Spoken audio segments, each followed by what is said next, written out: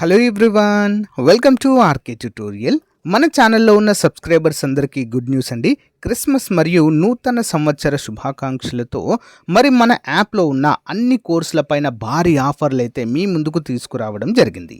APPSC group 2 mains కావచ్చు, APPSC group 2 prelims కొత్త course అండి. మనకు జాబ్ క్యాలెండర్లో రానున్నటువంటి కొత్త నోటిఫికేషన్ కోసం కావచ్చు, ఆంధ్రప్రదేశ్ హైకోర్టు నుంచి కూడా భారీ నోటిఫికేషన్స్ ఉన్నాయి, ఆ కోర్స్ కూడా. నెక్స్ట్ ఏపీఎస్ఆర్టీసీ కోర్స్ అండి, జూనియర్ అసిస్టెంట్ ఇతర కోర్సులు అయితే ఇతర ఖాళీలు అయితే అందులో ఉన్నాయి. వాటికి సంబంధించి forest beat officer course, SI constable మరియు ఇతర కోర్సులు అంటే RRB, SSC, next AP endowment, ఇవన్నిటికీ కూడా మరి భారీ ఆఫర్ అయితే ప్రకటించడం జరిగిందండి. జస్ట్ 399 రూపీస్కే 1 ఇయర్ వ్యాలిడిటీతో మీకైతే అందచేయడము జరుగుతుంది. ఇందులో మరి క్లాసెస్ ఉంటాయి, 1000+ క్లాసెస్ ఉంటాయి. ఈచ్ అండ్ ఎవ్రీ టాపిక్ సంబంధించిన పీడిఎఫ్ మెటీరియల్ ఉంటుంది. And each and every topic సంబంధించిన టెస్ట్ సిరీస్ కూడా అందుబాటులో ఉంటుందండి. ఓకేనా, 20 ఇయర్స్ ఎక్స్పీరియన్స్ కలిగినటువంటి ఫ్యాకల్టీ చేత క్లాసెస్ చెప్పించాము. చాలా అంటే చాలా యూస్ఫుల్గా ఉంటుంది. ఎంతోమందికి ఉద్యోగాలు సాధించి పెట్టినటువంటి ఫ్యాకల్టీ అండి. ఓకేనా, చాలా బాగుంటాయి. కోర్స్ తీసుకునే ముందు డెమో చూడండి. తప్పకుండా వెంటనే తీసుకోండి. మరి జాబ్ క్యాలెండర్ అయితే మనకు జనవరిన రాబోతుంది కాబట్టి ఈ రోజు నుంచే ప్రిపరేషన్ స్టార్ట్ చేయండి. యాప్ లింక్ వీడియో డిస్క్రిప్షన్లో ఉంది, తప్పకుండా డౌన్లోడ్ చేయండి. యాప్ తెలియకపోతే యాప్ లింక్ అని కామెంట్ పెట్టండి, నేను యాప్ లింక్ పంపిస్తాను. All the best, thank you. Guys, ఈరోజు మనము డైలీ కరెంట్ అఫైర్స్ మరియు జీకేలో భాగంగా 24 డిసెంబర్ 2024కు సంబంధించిన మోస్ట్ ఇంపార్టెంట్ కరెంట్ అఫైర్స్ని ఈ వీడియోలో చూడబోతున్నాము. ముందుగా వీడియో చూస్తున్న ప్రతి ఒక్కరు కూడా లైక్ చేయండి. అంతేకాకుండా మీ యొక్క ఫీడ్బ్యాక్ని కామెంట్ రూపంలో తెలియచేయండి. ఎవరైతే మొదటిసారి మన ఛానల్ చూస్తున్నారో, ప్రతిరోజు మీకు కరెంట్ అఫైర్స్ కావాలనుకుంటే తప్పకుండా మన ఛానల్ సబ్స్క్రైబ్ చేసి రెగ్యులర్గా ఫాలో అవ్వండి. మన యొక్క Telegram group, WhatsApp channel link video డిస్క్రిప్షన్లో ఉంటుంది, జాయిన్ అవ్వండి. Okay, question number 1. 2024 network readiness ఇండెక్స్లో భారతదేశం అద్భుతమైన పురోగతిని సాధించి జాబితాలో ఏ స్థానంలో నిలిచింది? India has made remarkable progress in the 2024 network readiness index and has ranked at which position in the list? ఏ స్థానంలో ఉందండి? 49వ ర్యాంక్ అయితే సాధించింది. 2024 నెట్వర్క్ రెడీనెస్ ఇండెక్స్లో భారతదేశం అద్భుతమైన పురోగతిని సాధించింది. 2023లో 60వ స్థానం నుండి 11 స్థానాలు ఎగబాకి 53.63 మెరుగైన స్కోరుతో 49వ స్థానానికి చేరుకుంది. ఈ విజయం డిజిటల్ అవస్థాపన మరియు సాంకేతికత స్వీకరణను అభివృద్ధి చేయడంలో దేశం యొక్క పటిష్టమైన నిబద్ధతను ప్రతిబింబిస్తుంది. పోర్చులాండ్స్ ఇన్స్టిట్యూట్ ప్రకటించిన ఎన్ఆర్ఐ దేశాలు పరిపాలన మరియు పౌర నిశ్చితార్థం కోసము సాంకేతికతను ఎంత సమర్థవంతంగా ఉపయోగిస్తాయో అంచనా వేస్తుంది. మరియు ర్యాంకింగ్లలో భారతదేశం యొక్క పెరుగుదల సాంకేతిక పురోగతిలో ప్రపంచ నాయకుడిగా దాన్ని పెరుగుతున్న పాత్రనైతే సూచిస్తుంటుంది. ఓకే, ఇంపార్టెంట్ అండి. చూద్దాము. వాల్ స్ట్రీట్ జర్నల్ యొక్క go to global destination for 2025లో ఇటీవల గుర్తింపు పొందిన భారతదేశ రాష్ట్రము. Which Indian state was recently recognized in the Wall Street Journal's Go to Global Destination for 2025? ఏ భారతీయ రాష్ట్రానికి ఈ యొక్క అరుదైన గుర్తింపు లభించిందండి అంటే టైగర్ స్టేట్ ఆఫ్ ఇండియా, మధ్యప్రదేశ్కి. ఓకే, ఫారెస్ట్ స్టేట్, టైగర్ స్టేట్గా కూడా మనం పిలుస్తాము కదా, మధ్యప్రదేశ్. వాల్ స్ట్రీట్ జర్నల్ యొక్క go to global destination for 2025లో ఒకటిగా మధ్యప్రదేశ్ ప్రపంచ గుర్తింపు పొందింది. దాని గొప్ప వారసత్వం, ప్రత్యేకమైన వన్యప్రాణులు మరియు ప్రకృతి సౌందర్యాన్ని ప్రదర్శిస్తుంది.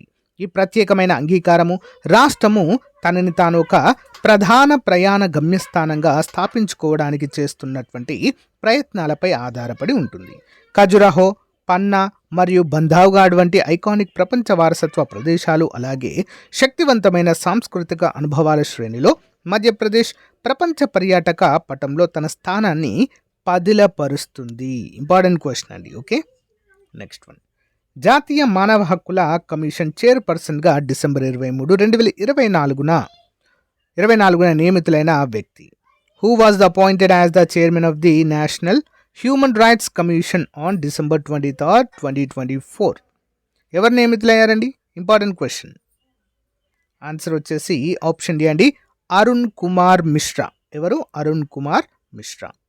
జూన్ 1, 2024 జస్టిస్ అరుణ్ కుమార్ మిశ్రా పదవీ కాలం పూర్తి చేసినప్పటి నుండి జాతీయ మానవ హక్కుల కమిషన్ చైర్పర్సన్ పదవి ఖాళీగా ఉంది. సుప్రీంకోర్టు మాజీ న్యాయమూర్తి వి రామసుబ్రమణియన్ నియామకాన్ని రాష్ట్రపతి ద్రౌపది ముర్ము ధృవీకరించారు. డిసెంబర్ 23న రామసుబ్రమణియన్ నియామకము జూన్ నుండి మిశ్రా పదవీ కాలము తర్వాత ఎన్హెచ్ఆర్సీలో కొత్త అధ్యయనాన్ని సూచిస్తుంది.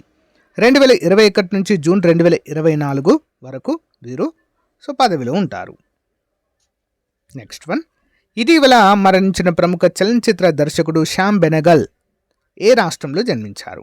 In which state was the famous film director Shyam Benegal who passed away recently Born? ఎక్కడ జన్మించారండి? హైదరాబాద్ అండి, తెలంగాణ. ఓకేనా, హైదరాబాద్. భారతీయ సినిమాను అంతర్జాతీయ వేదికపై నిలబెట్టి సత్తా చాటిన హైదరాబాదీ సమాంతర చిత్రాల్లో ఎన్నో కథలు పాత్రలకు సజీవ రూపాన్నిచ్చిన సినీ మాంత్రికుడు శ్యామ్ బెనగల్ కన్నుమూశారు. ప్రకటనలు, డాక్యుమెంటరీలతో ప్రయాణం మొదలుపెట్టిన ఆయన క్లాసిక్ చిత్రాల దర్శకుడిగా గుర్తింపు పొందారు. ధారావాహికల పైన తనదైన ముద్ర వేశారు. కొంతకాలంగా కిడ్నీ సంబంధిత సమస్యతో బాధపడుతున్న ఆయన ముంబైలోని ఒక ఆసుపత్రిలో చికిత్స పొందుతూ సోమవారం సాయంత్రం 6:38 మృతి చెందినట్లుగా కుటుంబ సభ్యులు వెల్లడించారు. శ్యామ్ బెనగల్ 1934 డిసెంబర్ 14న హైదరాబాద్లో జన్మించారు. సికింద్రాబాద్, మహబూబ్ కళాశాల, నిజాం కళాశాల, ఉస్మానియా విశ్వవిద్యాలయాలలో ఆయన విద్యాభ్యాసము సాగింది. ఆయనకు భార్య నీరా బెనగల్, కుమార్తె పియా బెనగల్ ఉన్నారు. Next one, justice G Narender ఇటీవల ఏ రాష్ట్ర హైకోర్టు ప్రధాన న్యాయమూర్తిగా సుప్రీంకోర్టు కొలీజియం బదిలీ చేసింది? Justice G Narender was recently transferred as the chief justice of which state high court by the supreme court collegium? Answer option A అండి, ఉత్తరాఖండ్. ఓకే, ఉత్తరాఖండ్ హైకోర్టు ప్రధాన న్యాయమూర్తిగా జస్టిస్ జి నరేందర్ నియమితులయ్యారు. ప్రస్తుతం ఆంధ్రప్రదేశ్ హైకోర్టు న్యాయమూర్తుల్లో సీనియారిటీ పరంగా ఆయన్ను ఉత్తరాఖండ్ హైకోర్టు సీజేగా బదిలీ చేస్తూ సెప్టెంబర్ 24న సుప్రీంకోర్టు కొలీజియం చేసిన సిఫారసులకు సోమవారం రాష్ట్రపతి ద్రౌపది ముర్ము ఆమోదం తెలిపారు. ఆ రాష్ట్ర హైకోర్టు ప్రధాన న్యాయమూర్తిగా ఉన్న జస్టిస్ రితూబా హరి అక్టోబర్ 10న పదవి విరమణ చేయడంతో ఆ స్థానంలో జస్టిస్ నరేందర్ను నియమించడానికి కొలీజియం సిఫారసు చేసింది. జస్టిస్ నరేందర్ స్వరాష్ట్రం కర్ణాటక. 2015 జనవరి 2న కర్ణాటక హైకోర్టు న్యాయమూర్తిగా నియమితులు కావడము చూడవచ్చు. Okay, next one, archaeological survey of India ఇటీవల ఏ రాష్ట్రంలో 150 ఏళ్ల నాటి మెట్ల బావిని గుర్తించినట్లు పేర్కొన్నారు? The Archaeological Survey of India recently claimed to have discovered a 150 years old step well in which state? Step well అంటే మెట్ల బావి ఎక్కడండి? ఆప్షన్ బి అండి, ఉత్తరప్రదేశ్. ఓకే, ఉత్తరప్రదేశ్. ఉత్తరప్రదేశ్లోని సంభల్ జిల్లాలోని చందౌసి ప్రాంతంలో పురాతన బావి వెలుగులోకి వచ్చింది. అక్కడ జరిపిన త్రవ్వకాల్లో 150 ఏళ్ల నాటి మెట్ల బావిని గుర్తించినట్లుగా ఆర్కియలాజికల్ సర్వే ఆఫ్ ఇండియా పేర్కొంది లేదా తెలిపింది. కొన్నాళ్ళ తర్వాత ఇటీవల తెరిచిన శివ హనుమాన్ దేవాలయ సమీపంలో జరిపిన త్రవ్వకాల్లో ఈ ఆవిష్కరణ జరిగింది. ఈ మెట్ల బావిని స్థానికులు బావోలి అని పిలుస్తారు. మెట్ల బావి చుట్టూ దాదాపు 400 చదరపు మీటర్ల విస్తీర్ణంలో 4 గదులున్నాయి. నిర్మాణంలో కొన్ని అంతస్తులు పాలరాయి ఫ్లోరింగ్తో ఉన్నట్లుగా తెలియజేశారు. ఓకే, నెక్స్ట్ వన్, భారత అంతరిక్ష పరిశోధన సంస్థ ఈ నెల 30న ప్రయోగించే పిఎస్ఎల్వి C-60 రాకెట్ ద్వారా అంతరిక్షంలో పరిశోధన జరపనున్న వినూత్న చొరవ పేరేంటి? What is the name of the innovative initiative to conduct research in space by the Indian space research organisation using the PSLV C-60 rocket to be launched on the 30th of this month? ఏం గుర్తించున్నారండి అక్కడ? Option C అండి, అంతరిక్షంలో విత్తనం మొలకెత్తే విధానాన్ని పరీక్షించనున్నారు. Important question. Okay, ఈ నెల 30న ప్రయోగించే PSLV C-60 rocket ద్వారా వినూత్న ఉపకరణలకు భారత అంతరిక్ష పరిశోధన సంస్థ రోదసీలోకి పంపనుంది. అంతరిక్షంలో విత్తనం మొలకెత్తే విధానాన్ని పరీక్షించడం, రోదసీలోని వ్యర్థాలను ఒడిసి పట్టే రోబోటి హస్తం, హరిత చోదక వ్యవస్థ పరీక్షలు వంటివి ఇందులో ఉన్నాయి.